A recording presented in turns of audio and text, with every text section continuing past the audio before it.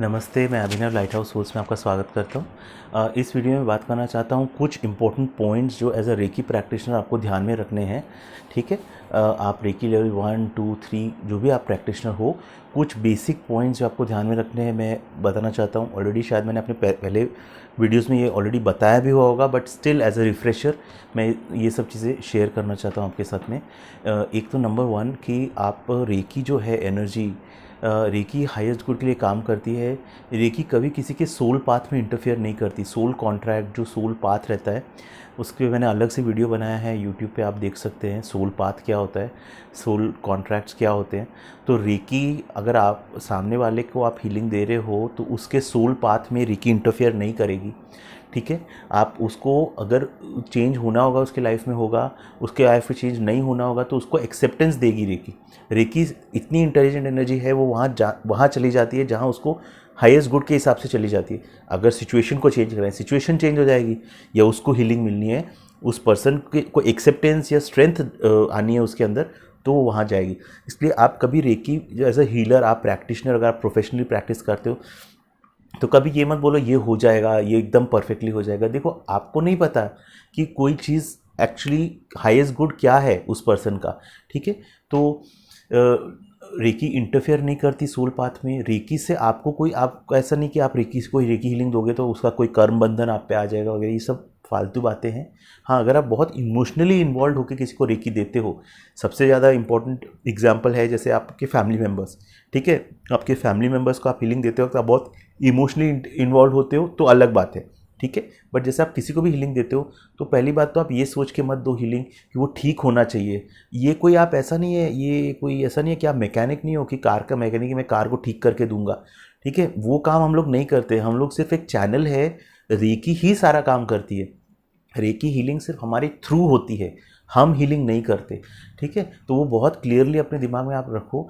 अगर आप ये इंटेंशन से आप हीलिंग करोगे कि मैं सिर्फ एक चैनल हूँ, मैं सिर्फ रेकी का एक चैनल हूँ, रेकी हीलिंग कर रहा है, मैं कुछ नहीं कर रहा, तो न आप कभी नेगेटिविटी लोगे अपने पे, न आपकी पर्सनल एनर्जी यूज़ होगी, न आप पे कोई कार्मिक इम्प्लीकेशंस आएंगे। ठीक है, वो आप एक चीज़ क्लियर कर लो।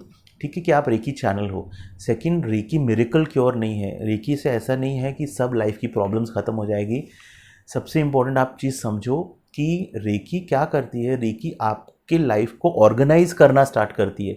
आप जब सेल्फ हीलिंग करना स्टार्ट करते हो अपनी, तो आपकी लाइफ में कितना कुछ है जो ऑर्गेनाइज नहीं हुआ हुआ है। आपने कितनी चीज़ों को अपने अंदर दबा के रखा हुआ है, कितनी चीज़ों को रिजॉल्व नहीं किया है, वो एक एक चीज़ें रिजॉल्व होना स्टार्ट करती है। लेकिन जब तक आपकी परमिशन नहीं होगी तब तक वो चीज़ें रिजॉल्व नहीं होगी। दैट मीन्स सपोज आप किसी को, उसको स्मोकिंग है, प्रॉब्लम है, आप उसको हीलिंग देते हो। ठीक है, क्या आप गारंटी दे सकते हो उसका स्मोकिंग प्रॉब्लम ठीक हो जाएगा? देखो, सबसे इंपॉर्टेंट ये समझने का है, अगर वो पर्सन ओपन नहीं है हीलिंग लेने के लिए, अगर सबकॉन्शियस माइंड में, ऊपर से तो वो बोल रहा है मुझे हीलिंग चाहिए, लेकिन अगर उसका सबकॉन्शियस जो इनर चाइल्ड है वो रेडी नहीं है हील होने के लिए, वो रेकी वहाँ पे काम नहीं करेगी।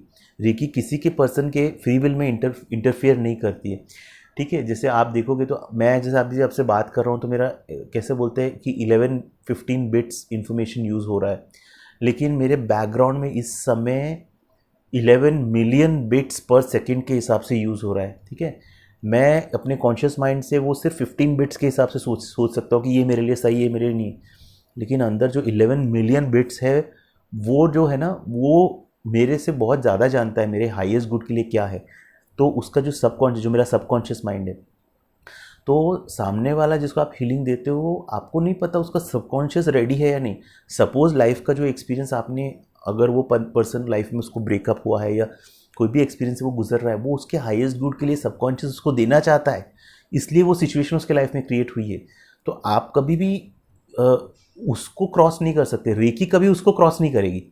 ठीक है, हाँ ये हो सकता है आप अगर बहुत इमोशनली इन्वॉल्व हो गए तो आप क्या करोगे, उसका जो प्रॉब्लम है वो अपने पे ले लोगे, उसका कर्मा अपने पे ले लोगे। वो कभी नहीं करना है। इसलिए रेकी में हमको कुछ को कुछ प्रॉमिस नहीं करना है। हमको प्योर रेकी चैनल होके रहना है और अपना सिर्फ रेकी का चैनल बन के रेकी को काम करने देना है। ठीक है, रेकी एक तरह से एक बहुत इंपॉर्टेंट चीज़ है। रेकी आपको गाइड करेगी लाइफ में चेंजेस लाने के लिए। जब आप रेकी करना स्टार्ट करते हो, अपने आप लाइफ में आजू बाजू आपके लाइफ में चेंजेस स्टार्ट होते हैं। कई जैसे आप डिफ़िकल्ट जॉब में हो, प्रॉब्लमैटिक टॉक्सिक जॉब में हो, आप तो सब सपोज लाइक 3 इडियट्स का एग्जांपल ले लो, आप फोटोग्राफर बनना चाहते थे लेकिन आप एक डेड एंड जॉब में फंसे हुए हो। रेकी आपके लिए रास्ते खोलना स्टार्ट करेगी, लेकिन रास्ते अपने आप नहीं खुलेंगे, आपको भी मेहनत करनी पड़ेगी। ठीक है, अगर आप रेडी नहीं हो मेहनत करने के लिए, रेकी एक पॉइंट तक आपको नज करेगी, मतलब ऐसा जो कहते हैं ना कि चलना भाई करना, मतलब अभी चेंज लाना लाइफ में। लेकिन आप अगर रेडी नहीं हो, नहीं हो पाएगा। उसमें फिर होगा क्या, आपके अंदर रेस्टलेसनेस बढ़ने लगेगी, बिकॉज आप वही जॉब में स्टक अप रहना चाहते हो, आप चेंज नहीं होना चाहते। साइड बाय साइड रेकी आप कर रहे हो अपने पे, तो रेकी आपको बोल रही है कि भाई बाहर निकलो इस जॉब से, ये जॉब तुम्हारे लिए सही नहीं है। ओके, तो मैं खुद एक लाइव एग्जाम्पल हूँ। ठीक है, मैं आई एम CA, 15 ईयर्स से कॉर्पोरेट में था। मैंने कभी कॉर्पोरेट को एंजॉय नहीं किया, कॉर्पोरेट में काम करने से। और जब मैंने जब ऐसा टीचरशिप जो लेवल 3 भी किया, उसके बाद मेरे अंदर इतना बड़ा चेंज आया, और मेरे अंदर सिर्फ एक मेरे अंदर आया कि मुझे लोगों की हेल्प करनी इस लाइफ में। मुझे देखो, हर एक इंसान का ना एक सोल मिशन रहता है। हाँ, हर एक इंसान का अपने लेवल पे वो एक सोल मिशन लेके आता है। किसी को जॉब करना है, वो जॉब में बहुत अच्छा करता है, जॉब में वो लोगों की हेल्प करता है, प्रोसेसेस क्लियर करता है। मैं भी एक टाइम पे था जब मेरे अंदर ये था कि नया नया प्रोसेस चेंजेस लेके आते हैं, कुछ इसको बेटर करने का ट्राई करते हैं। लेकिन एक लाइफ में एक स्टेज पे मैं आ गया जब मेरे अंदर रेकी मेरे अंदर वो चेंज लेके आया कि अब मुझे दूसरों के लिए कुछ करना है। ठीक है, रेकी का जो नॉलेज है, ये लाइट है, ये लोगों के साथ शेयर करनी है। सिर्फ नॉट ओनली रेकी, लोगों के लाइफ में चेंज लेके आना है। अब वो अगर मैं उसी जॉब में रहता तो मैं स्टाइफल होते रहता, मेरे अंदर बढ़ता रहता तनाव। ठीक है, तो एक चीज़ मैं बहुत क्लियरली आपको एक चीज़ बोलना चाहता हूँ कि अपने इंट्यूशन को ट्रस्ट करो। ठीक है, अगर तो आप बोलते हो कि भाई मेरे को लाइफ में चेंज होना ही नहीं है, जो मैं जैसा हूँ मुझे वैसा ही रहना है, मैं बहुत एक कंफर्ट जोन में हूँ, तो भाई फिर रेकी करने की क्या ज़रूरत है। ठीक है, फिर तो मैं आपको ये बोलूँगा रेकी करो ही मत आप। ठीक है, अगर आपको रेकी से आप कोई लाइफ में चेंज नहीं लाने का, आपको बहुत ठान के रखा है कि भाई मेरे को लाइफ में कोई चेंज नहीं चाहिए, तो मेरा सजेशन आपको ये होगा, आप रेकी मत प्रैक्टिस करो। ठीक है, देन एक ये है कि रेकी में डायग्नोसिस नहीं करना है हमको कोई डायग्नोसिस नहीं करना। हम लोग डॉक्टर्स नहीं हैं, डॉक्टर्स को अपना काम करने दो। ठीक है, हर चीज़ का अपनी जगह है, एलोपैथी की भी अपनी जगह है, रेकी की भी अपनी जगह है। ऐसा नहीं कि मैं रेकी प्रैक्टिशनर हूँ तो ये सब एलोपैथी बेकार है। देखिए, एलोपैथी आपको ज़रूरत पड़ने पे एक रेकी प्रैक्टिशनर भी एलोपैथिक डॉक्टर के पास जाता है ना, मेडिसिन लेता है ना। हम रेकी करने से बेनिफिट ये होता है कि हमारी वो पॉसिबिलिटी कम हो जाती है कि बीमारी इतनी बढ़े कि हमको एलोपैथिक डॉक्टर के पास जाना पड़े। उतना हम अपनी हीलिंग से, दूसरों की हीलिंग से ट्राई कर सकते हैं। लेकिन हमारे को कोई राइट नहीं है डायग्नोसिस का राइट सिर्फ उसी को है जिसके पास एज अ डॉक्टर लाइसेंस है। जैसे यूएस में बहुत स्ट्रिक्ट लॉज हैं, अगर आप डायग्नोसिस करते हो और आप डॉक्टर नहीं हो या आप लाइसेंस प्रैक्टिशनर नहीं हो तो उसके बहुत लीगल इम्प्लीकेशंस भी रहते हैं।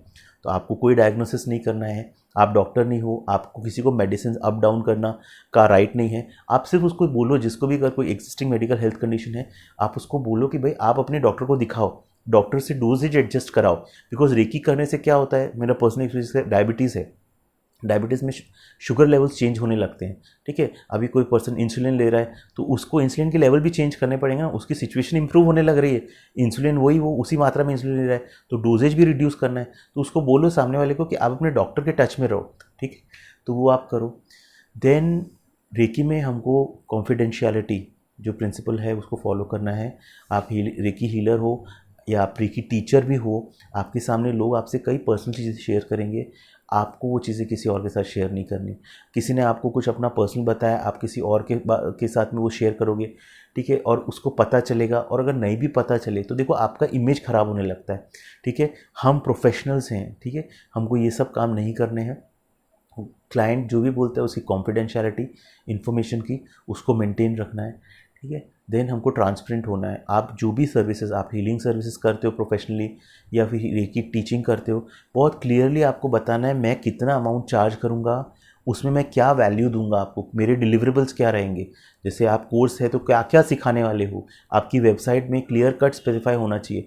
स्टूडेंट को बहुत क्लियर पहले से बता के रखो कि भाई आपको ये मिलेगा, आपको मैनुअल मिलेगा या नहीं, सर्टिफिकेट मिलेगा या नहीं, अपना लीनियज सर्टिफिकेट आपको देना चाहिए। अगर आप कोई आपसे स्टेटमेंट लेता है तो आपकी क्या लीनियज है वो सर्टिफिकेट आपको उसको देना चाहिए। तो आपको ट्रांसपेरेंसी मेंटेन रखनी है। ठीक है, अपने को कर्म इकट्ठा नहीं करना किसी का। सपोज़ कोई अपने को कोई अपने अपना 100% देना है। ठीक है, अब किसी स्टूडेंट को हम अगर सिखाते हैं तो हमको उसको बराबर नॉलेज देना है, गलत नॉलेज उसको नहीं देना, उसको अननेसेसरी डराना नहीं है, उसको अपने पे डिपेंडेंट नहीं बनाना है। ठीक है, जैसे अभी मैं बोलता हूँ, जैसे आप हीलिंग, मैं हीलिंग करता हूँ, मैं हमेशा किसी को बोलता हूँ कि आप हीलिंग ले लो, कोई प्रॉब्लम नहीं, लेकिन आप उसमें क्या होगा, एक हीलिंग दो हीलिंग के बाद आपको अपने प्रॉब्लम से निपटारा कैसे हो आपको सीखा नहीं है। उससे अच्छा आप रेकी सीख लो, आप रेकी सीख लिए तो आप खुद अपनी प्रॉब्लम सॉल्व कर सकते हो। देन अगर आपको कोई स्टूडेंट है, ठीक है, कोई स्टूडेंट आगे बढ़ना चाहता है, आप वो भी रेकी मास्टर बनना चाहते हैं, तो आपके अंदर वो फियर नहीं होना चाहिए कि ये रेकी मास्टर बन जाएगा, ठीक है, तो ये मेरा बिजनेस ले जाएगा वगैरह। वो आपको फियर अपने अंदर, ज़्यादा से ज़्यादा रेकी मास्टर्स बनाओ अपने अंडर। अगर आप रेकी मास्टर हो तो अपने अंडर और रेकी मास्टर बनाओ, बिकॉज वो रेकी मास्टर्स आगे जाके जितनों को सिखाएंगे उनकी लाइफ चेंज होगी, तो उसका कुछ पुण्य आपको भी मिलेगा। ठीक है, तो वो हमको ध्यान रखना है as a reiki healer, as a reiki master. वो एथिक्स क्लियर होने चाहिए, सेल्फ डेवलपमेंट, ठीक है, वो बहुत इंपॉर्टेंट चीज़ है। रेकी हीलर हो, रेकी मास्टर हो, लेकिन आप अपनी हीलिंग पे भी फोकस रखो, अपने डेवलपमेंट पे भी फोकस रखो। कैसा कि अपनी खुद की सेल्फ रेकी भी करो। पता चला आप दूसरों की हीलिंग करते करते अपने पे बिल्कुल ध्यान नहीं दिया, तो क्या होगा, आप दूसरे को भी बराबर हील नहीं कर पाओगे, आप खुद भी बराबर, आप पर्सनल एनर्जी यूज़ करना स्टार्ट करोगे। आपके रेकी चैनल में अगर आपके ब्लॉकेजेस आने लगे तो फिर पर्सनल एनर्जी यूज़ होगी, तो आप ही बीमार गिरोगे और आप ही को प्रॉब्लम्स होगी। इसलिए अपनी हीलिंग पे भी फोकस करो। आप एक दिन में टाइम बनाओ, सुबह एक दो घंटे का अपना खुद का मेडिटेशन रूटीन बना लो, खुद का हीलिंग रूटीन रखो। वो 2 घंटे में कोई आपको डिस्टर्ब नहीं कर सके। वो आपके जैसे गायक लोग कैसे रहते हैं, रियाज करते हैं, रोज़ रियाज करते हैं, ठीक है, तो वो आप अपने रियाज के लिए भी अपना टाइम छोड़ो। ठीक है, तो पहली रिस्पॉन्सिबिलिटी आपकी खुद के साथ है, दूसरी रिस्पॉन्सिबिलिटी आपकी फैमिली है, और तीसरी रिस्पॉन्सिबिलिटी सारे सब दुनिया के लिए। ठीक है, अपने घर में अंधेरा करके दूसरे का घर जगमग करना तो कोई सही चीज़ नहीं है, तो वो आप थोड़ा ध्यान में रखो। ठीक है, अभी एक और चीज़ है, रेकी एक स्पिरिचुअल प्रैक्टिस है। बहुत लोग ये मिस्टेक, जितना मैं इसके बारे में जैसे आगे बढ़ते जा रहा हूँ मुझे ध्यान जो समझ में आ रहा है, रेकी एक स्पिरिचुअल प्रैक्टिस की तरह बनी थी, बाद में उसको हीलिंग की तरह यूज़ किया गया एज अ हीलिंग मोडालिटी। तो रेकी सिर्फ हीलिंग मोडालिटी नहीं है, रेकी का अल्टीमेट उद्देश्य क्या है कि ये एनर्जी को यूज़ करके आप और ज़्यादा डीप जाओ स्पिरिचुअलिटी में, आप अपना रियल नेचर, अपना सारा जो अनकॉन्शियस बिलीव्स को क्लियर करो, और आप here and now present moment में रहना स्टार्ट करो। तो ये इसका मेन एम है रेकी का। तो बाकी जो हीलिंग वगैरह वो सब सेकेंडरी है, तो वो आप चीज़ समझ के ध्यान में रखो कि अपने आप को स्पिरिचुअली ग्रो करना आपकी प्राइमरी रिस्पॉन्सिबिलिटी है, बाकी सब अपने आप होता जाएगा। एक टाइम पे आप इतने अच्छे, आपका नॉलेज हो जाना चाहिए कि आपके सामने आपकी प्रेजेंस से लोग हील होने लगे। ठीक है, that should be your ultimate goal. ठीक है, एक और ये चीज़ है कि रेकी प्रैक्टिशनर अगर आप बन गए तो ये मतलब नहीं कि आपको कंपलसरी लोगों को हील करना ही है, ये सब कोई ज़रूरी नहीं है। ठीक है, आप हीलिंग के, अगर आपको लगता है कि किसी की हीलिंग मुझे नहीं करनी है, आपको लगता है आपका लेवल उतना नहीं है इस टाइम पे, आप क्लियर कट उसको मना कर सकते हो, पोलाइटली रिफ्यूज़ कर सकते हो। ठीक है, सिंपल उसको बोल सकते हो कि भाई मेरा लेवल उतना नहीं है, आप किसी और से कॉन्टैक्ट कर लो। ठीक है, अच्छा, एक एज अ रेकी टीचर आपको ये भी ध्यान रखना है, अगर आप रेकी मास्टर हो या रेकी हीलर भी हो, क्लाइंट को अगर सामने वाला चाहे कि किसी दूसरे से हीलिंग लेना चाहे या किसी दूसरे से सीखना चाहे, तो आपको पूरी पूरी फ्रीडम देनी है उसको। ऐसा नहीं कि आपने मेरे से सीखा है लेवल 1 तो लेवल 2 लेवल 3 भी मेरे से ही सीखना है, नहीं, वो सामने वाले का डिसीजन है, उसको अगर उससे सीखना है तो उससे सीखना है, कोई प्रॉब्लम नहीं है। एज अ स्टूडेंट भी अगर आप रेकी सीख रहे हो, ज़रूरी नहीं आपने जिससे लेवल 1 सीखा है अब उसी से लेवल 1 सीखना है, लेवल 2 लेवल 3 किसी और से भी सीख सकते हैं, कोई बाउंडेशन नहीं है। ठीक है, ईगो आपको हटाना है, अपने अंदर से ईगो ख़त्म करना है। ठीक है, इसलिए मैं बोल रहा हूँ कि रेकी पहले एक स्पिरिचुअल प्रैक्टिस है। अपने अंदर का ईगो जब तक ख़त्म नहीं होगा तो आप रेकी हीलिंग भी बराबर नहीं कर पाओगे। ठीक है, भर भर के अगर अपने अंदर ईगो है, फियर है, नेगेटिविटी है, देखो एक चीज़ समझ लो, ये जो रेकी मास्टर होता है, रेकी टीचर होता है, वो ऐसा नहीं है, reiki master actually reiki teacher word use करना चाहिए। मास्टरी कभी कोई, मास्टरी बहुत बड़ी चीज़ होती है। ठीक है, हर किसी में अपने फियर्स, अपने एंग्जाइटीज़, अपना एंगर सब कुछ रहता है। ठीक है, तो आप अगर कोई रेकी टीचर है तो ऐसा नहीं कि वो कोई भगवान है, वो उसके अपने प्रॉब्लम्स है, वो अपने अपने पाथ पे है। ठीक है, तो बहुत जो कुछ मतलब आप ईगो में अगर जितना ज़्यादा रहोगे ना, तो आप उस ईगो से आपको बाहर आना है। पहले आपको खुद के ईगो पे काम करना है। आप रेकी प्रैक्टिशनर बन गए, रेकी टीचर बन गए, तो ऐसा नहीं है आपने बहुत बड़ा कोई काम कर दिया, अभी तो काम करना का शुरुआत है। अपने ऊपर काम करने की शुरुआत है। ठीक है, हीलिंग दो लोगों को, लेकिन आपके खुद का ईगो, खुद के इम्प्योरिटीज़ भी क्लीन करना बहुत ज़रूरी है। ठीक है, देन एक और चीज़ है कि कई बार आपके सामने लोग आते हैं जो हीलिंग लेने के लिए, वो कई बार आपके मिरर भी होते हैं। ठीक है, वो आप ही के ही इश्यूज़ का मिरर होते हैं। ठीक है, जैसे अगर आपको अंदर बहुत गुस्सा है तो आपको सामने ऐसे लोग आ सकते हैं जो उनको गुस्से की बहुत प्रॉब्लम है। ठीक है, तो क्या होता है, देखिए बहुत डीप नॉलेज है ये, बाहर कुछ भी नहीं है, जो सब आपके अंदर है। तो आपके सामने कोई पर्सन प्रॉब्लम लेके आता है तो person is just pointing towards something which is there in you. वो सामने वाला पर्सन आपके अंदर जो दुख तकलीफ़ है उसी को जता रहा है, बता रहा है। ठीक है, कि ये हीलिंग चाहिए। तो इसलिए हम ऐसे बोलते हैं, जब हम किसी को भी रेकी हीलिंग करते हैं तो हम उसको थैंक्स करते हैं कि थैंक यू, आपने मेरे अंदर जो गुस्सा है, मेरे अंदर जो दुख है उसको बताया। आप जब किसी की हीलिंग करते हो, ये बहुत डीप नॉलेज है, ये समझ के रखना। आप किसी को हीलिंग देते हो, बहुत सीक्रेट है। ठीक है, आप किसी को हीलिंग देते हो, आप उसको हीलिंग नहीं दे रहे हो, आप अपने आप को हीलिंग दे रहे हो। ठीक है, तो आपके अंदर ही सारा अनकॉन्शियस में मेमोरीज भरी पड़ी है, बिलीव्स भरे पड़े हैं। सामने वाले को हीलिंग देते हो तो आप अपने अंदर के वो मेमोरीज को क्लीन करते हो और ऑटोमेटिकली सामने वाला हील होने लगता है। ठीक है, ये जो हो ओ पोनो पोनो में भी सेम कॉन्सेप्ट है।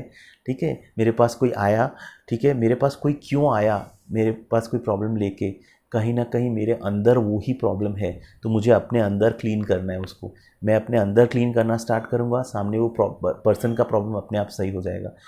देर आर नो टू, कोई ड्यूअलिटी नहीं है, सिर्फ एक ही है, सिर्फ एक ही है। ये सिर्फ एक इल्यूजन है कि हम सब अलग अलग दिख रहे हैं, हम लोग सब एक ही हैं। उस एक ईश्वर के प्रतिबिंब हैं जो हमको सब अलग अलग दिख रहे हैं। ठीक है, there is a concept of collective unconscious. ठीक है, तो फिर वो बहुत अलग लेवल हो जाएगा, इसलिए मैं उस पर बात नहीं करेंगे हम लोग, उसको हम अलग से टच अपॉन करेंगे। ठीक है, अच्छा एक चीज़ है परमिशन। देखिए, किसी के बिना परमिशन लिए आप उसको हीलिंग मत भेजिए। ठीक है, लेवल 1 में तो आप इन पर्सन हीलिंग देते हो तो परमिशन का इतना क्वेश्चन उठता नहीं है। फिर भी मैं ये बोलूँगा, घर में आपके बच्चे हैं वगैरह, पहले आप उनसे पूछ लो, बेटा आपको हीलिंग चाहिए, फिर हीलिंग दो। ठीक है, खुद से हीलिंग मत दो। आप किसी की पर्सनल स्पेस में इंटरफेयर नहीं कर सकते। देखो, आप जो काम कर रहे हो, मैं समझ रहा हूँ कि बहुत आपको पता है, बहुत अच्छा काम है, हीलिंग से उसके कितना फ़ायदा होगा। लेकिन अगर वो नहीं चाहता है हीलिंग लेना, तो आप प्लीज़ फोर्स मत करो। लेवल 2 के बाद आपको एबिलिटी आ जाती है डिस्टेंस हीलिंग करने की। डिस्टेंस में वर्ल्ड ओवर में वो कहीं पे भी है, आप उसको हीलिंग भेज सकते हो। लेकिन आपको पहले उससे पूछना है, भाई तेरे को हीलिंग चाहिए? ठीक है, और ये सब बेवकूफ़ी है कि भाई आप बोलो मैंने उसके हायर सेल्फ से परमिशन ले लिए, मेरे इंट्यूशन में, मैंने मेडिटेशन में चेक किया, उसके हायर सेल्फ ने नो बॉस, ये सब गलत है। ये सब फालतू चीज़ें हैं। अगर आप किसी को कॉल करके या ईमेल से या व्हाट्सएप पे पूछ सकते हो कि भाई तेरे को हीलिंग चाहिए, तो पहले उसको पूछना है आपको। ये सब इमेजिन करके नहीं करना है। ठीक है, ये रेकी एथिक है, ये आपको फॉलो करना है। कितना भी कोई लव्ड वन है आपका, आपको पता है आप सपोज उससे स्पीकिंग टर्म्स में नहीं हो, ठीक है, आप देना चाहते हो उसको हीलिंग, नहीं, आप नहीं दोगे, पहले आप उसका परमिशन लोगे। ठीक है, हाँ, ओनली एक्सेप्शन इज़, या तो कोई पर्सन कोमा में है, अगर वो कोमा में है या मेंटली इल है, वो अपना हाँ नहीं बोल सकता, तब आप अपने अंदर इंट्यूशन से चेक करके, या प्लैनेट को हीलिंग दे रहे हो, आप मदर अर्थ को हीलिंग दे रहे हो, मदर अर्थ में जो भी लोग आप हीलिंग जब दोगे तो आप ये प्रे कर सकते हो कि इस वक्त इस अर्थ पे जो भी है, जो मेरे से हीलिंग लेना चाहता है और जिसके हाईएस्ट गुड में है मेरे थ्रू हीलिंग लेना, ये हीलिंग उसको जाए, अदरवाइज रेकी एनर्जी ग्राउंड में चली जाए, ऐसा करके मदर अर्थ में मर्ज हो जाए, ऐसा करके आप कर सकते हो। बट अगर किसी को, आपका किसी सपोज रिलेशनशिप में कोई इशू है, आप ऐसा बहुत केसेस मैं देखता हूँ और मुझे बहुत दुख होता है कि इस तरह से लोग रेकी यूज़ करते हैं कि आपका किसी के साथ ब्रेकअप हो गया। देखिए, ये ब्रेकअप, बिजनेस फेलियर्स, ये सारे ना कार्मिक थिंग्स हैं, इनके कार्मिक इम्प्लीकेशन। ये कार्मिक क्यों है? बिकॉज इससे आपको सीखने को मिलता है।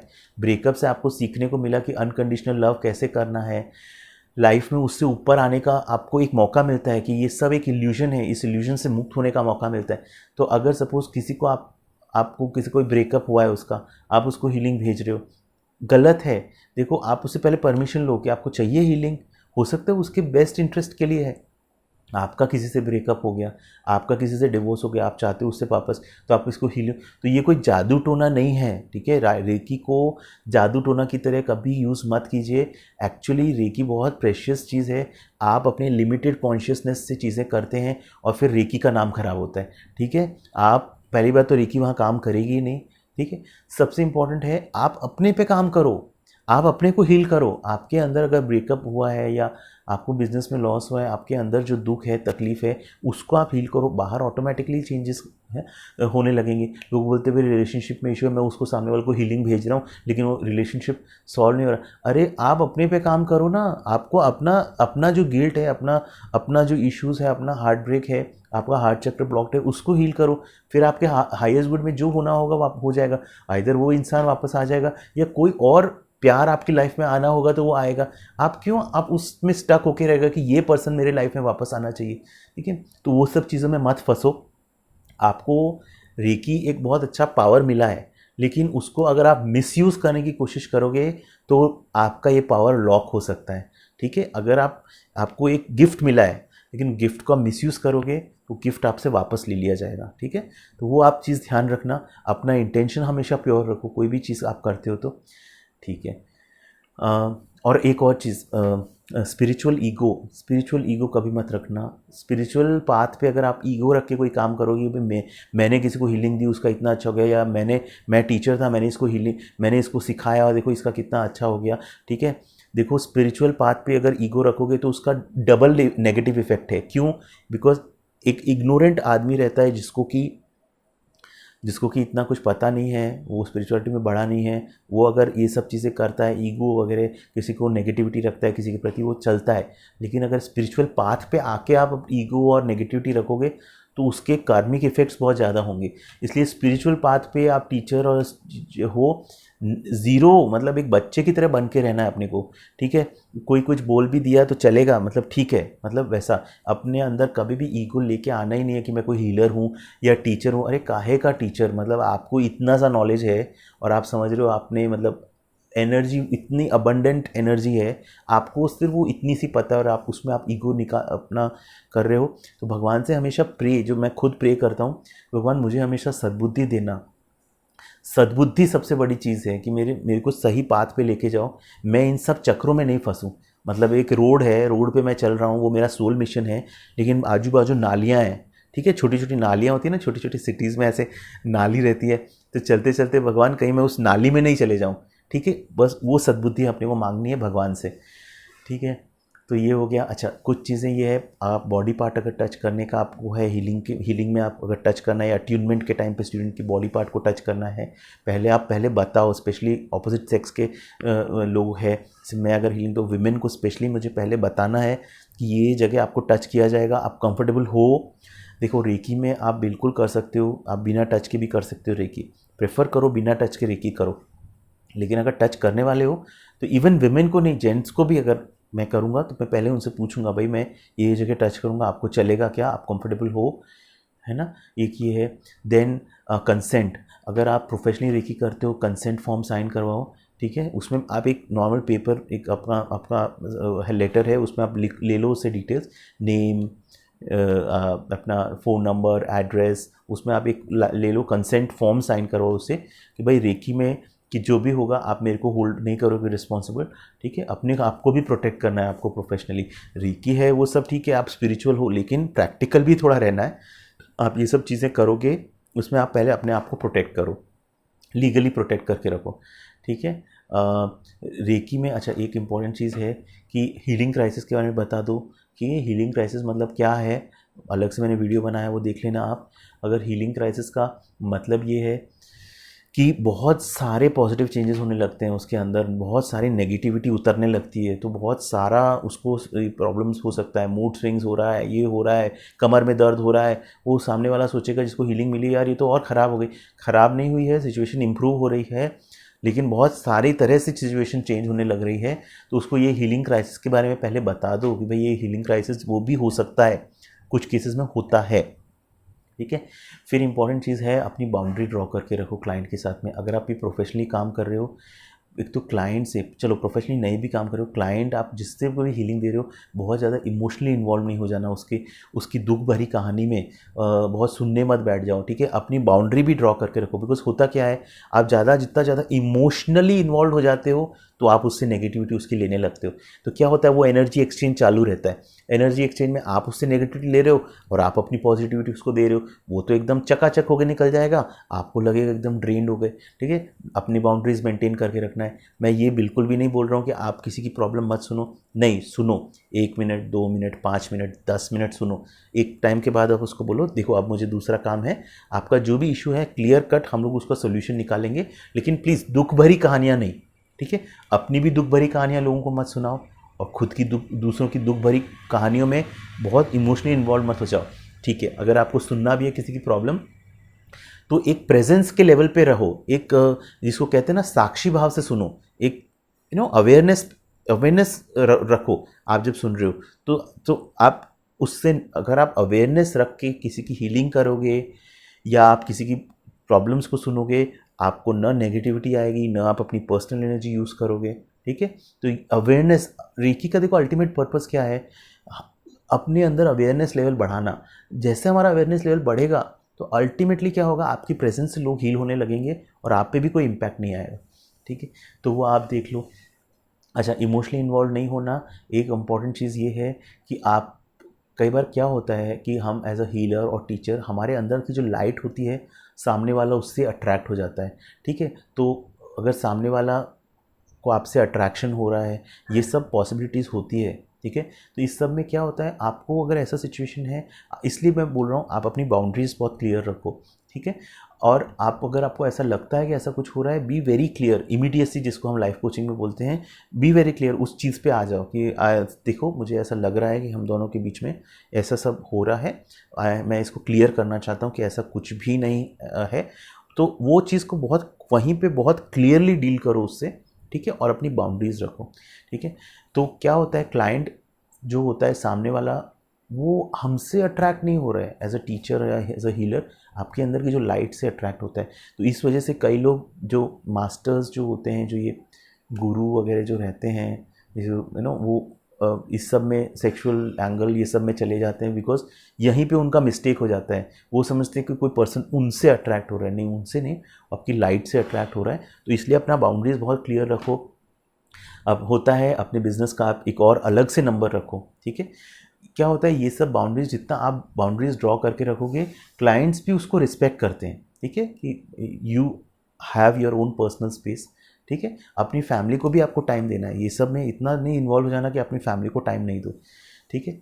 अच्छा, पर्सनल एनर्जी रेकी से यूज़ नहीं होती है, आप इस बहुत क्लियर रहो, ठीक है। रेकी से नेगेटिविटी नहीं आती है। अगर फिर भी आप सेंसिटिव हो, आपको ऐसा एम्पैथेटिक हो, ठीक है, बहुत सेंसिटिव पर्सन हो, तो आप ऑरा शील्ड करके रखो, अपना कॉर्ड कटिंग वगैरह करो, बट ये सब ट्रेडिशनल रेकी का पार्ट नहीं है।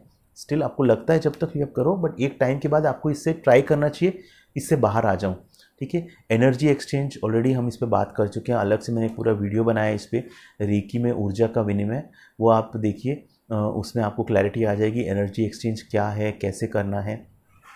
अच्छा, रेकी एनर्जी को आपको रिस्पेक्ट करना है। रेकी एनर्जी ऐसा है कि आपके अंदर जो सबकॉन्शियस माइंड है, आपने तो रेकी सीख ली, सीखने के बाद आप बोलते हैं कि मैं प्रैक्टिस नहीं करते हो, कुछ ध्यान नहीं दिया, रेकी जब सिखाया भी था तभी भी हाँ हाँ हाँ करके सब सुन लिया। देखो, आपको लगता है कि आपने रेकी सीख लिया, लेकिन आपका जो अंदर आपका एक इनर चाइल्ड रहता है, जो सबकॉन्शियस माइंड रहता है, वो सब ऑब्जर्व करता है, एक एक चीज़ जिस तरह से आप, वो सब ऑब्जर्व करते हैं। रेकी ही नहीं, कोई भी स्पिरिचुअल प्रैक्टिस को जब तक आप रिस्पेक्ट नहीं दोगे, इवन आपके मास्टर को, ठीक है, देखो कोई भी भगवान नहीं होता, आपका मास्टर, आपका टीचर भी भगवान नहीं होता। आपके मास्टर को, आपकी प्रैक्टिस को, आपका नॉलेज जो है, रेकी का जो नॉलेज है, उसको अगर आप रिस्पेक्ट नहीं करोगे ना, अगर आप उसको बिल्कुल परवाह नहीं करोगे, वो आपका इनर चाइल्ड वो देखते रहता है, फिर आप जो भी रेकी हीलिंग भी करोगे आपको उसका फ़ायदा नहीं आएगा, ठीक है।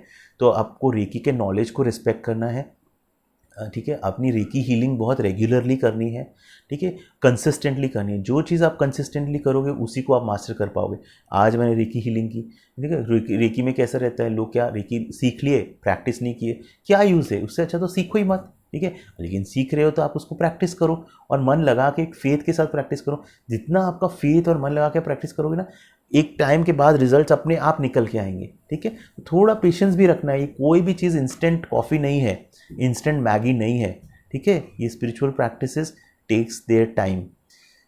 ठीक है, देन आप, हर कोई इंथुजियास्टिक नहीं होगा रेकी सीखने के प्रति, एनर्जी के प्रति। आपको ये सब चीज़ें बहुत समझ में आती है, एनर्जी क्या होता है, रेकी क्या है, किस तरह से हील करती है। बट आप ये सब मत सोचो कि हर कोई आपका ये जो आपका नॉलेज है उसके प्रति वो रहेगा। ठीक है, तो उसको भी एक्सेप्ट करो, कोई प्रॉब्लम नहीं।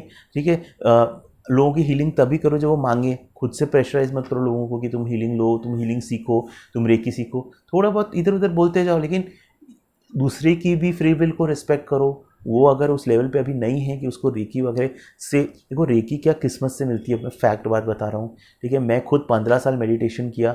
मेरे को आज लगता है कि मैं शायद कितना पहले सीख सकता था रेकी, लेकिन अपने टाइम पे मिलती है वो चीज़। किसी पे फोर्स मत करो। सभी रेकी स्कूल्स, सभी रेकी टीचर्स का आपको सम्मान करना है। बहुत सारे अलग अलग रेकी स्कूल्स हैं, उसुई रेकी, करुणा रेकी, अलग अलग रेकी फॉर्म्स हैं। वो एक ही रेकी एनर्जी के अलग अलग एस्पेक्ट्स को टैप करते हैं। तो सबको रिस्पेक्ट करना है, सब रेकी टीचर्स, सब रेकी हीलर्स को रिस्पेक्ट करना है। वही प्रोफेशनलिज्म है। ठीक है, किसी के बारे में बैक बाइटिंग नहीं करनी है, बुरा नहीं बोलना है कि ये रेकी टीचर या ये रेकी लीनियज बेकार है। ऐसा कुछ भी नहीं है। आपने इतना सा नॉलेज ले लिया और आप स्टार्ट कर दिए क्रिटिसाइज़ करना। पहले समझो तो वो दूसरी चीज़ है क्या। ठीक है, तो जो लोग जैसे किसी भी रेकी फॉर्म को क्रिटिसाइज़ करते हैं, प्लीज़ मत करो। पहली चीज़ को समझो। ठीक है, और आपके लिए वो सही नहीं हो सकता, दूसरे के लिए वो सही हो। ठीक है, तो आई थिंक ये मैंने काफ़ी लंबा वीडियो हो गया है, इसमें मैंने इंपॉर्टेंट पॉइंट्स शेयर कर रहे हैं। और भी मैं इंपॉर्टेंट पॉइंट्स जैसे हम आगे बढ़ेंगे मैं शेयर करूँगा। आपको कोई भी क्वेरी होगी आप प्लीज़ मुझे बताइए। ठीक है, थैंक यू सो मच। आप ये वीडियो देखने के लिए बहुत बहुत धन्यवाद है आपका। Thank you.